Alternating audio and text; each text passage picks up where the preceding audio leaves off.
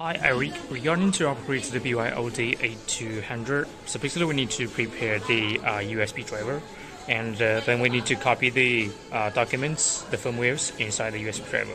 We may need to try with different USB driver, as some of the USB driver may not recognize on this one.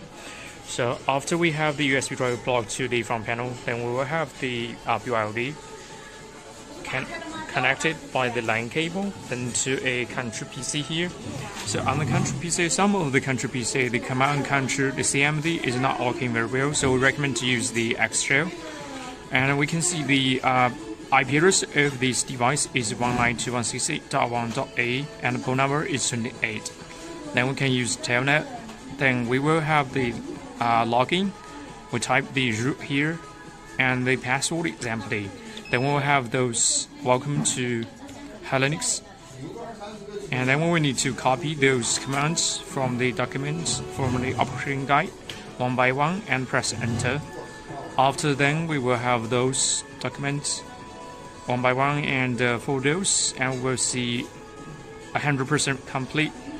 Then we need to type reboot. Last command is going to be the reboot. Then we press enter. Then the device will start to restart. After restarting, then we need to copy the last command here. Cat default. But after the device reboot, it will take a while. And after that, we need to telnet again.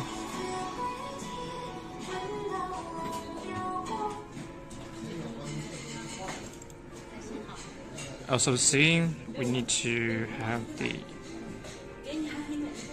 login and the password is empty. Then we paste the last command which we copied from this operation guide.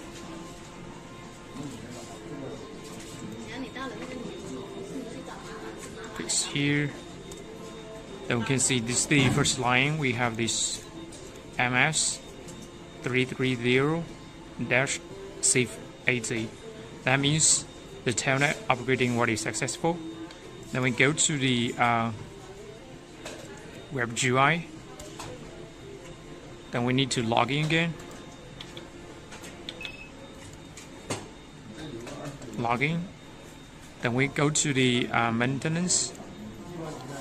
Then we browse the firmware, and we're using this one, V2.2, 2.3. Then open and apply. It will take a little bit time to upgrade. Then we just wait until the device restart. Then we will check out the version. It's going to be V2.2.3. That means the upgrade was successful. Thank you.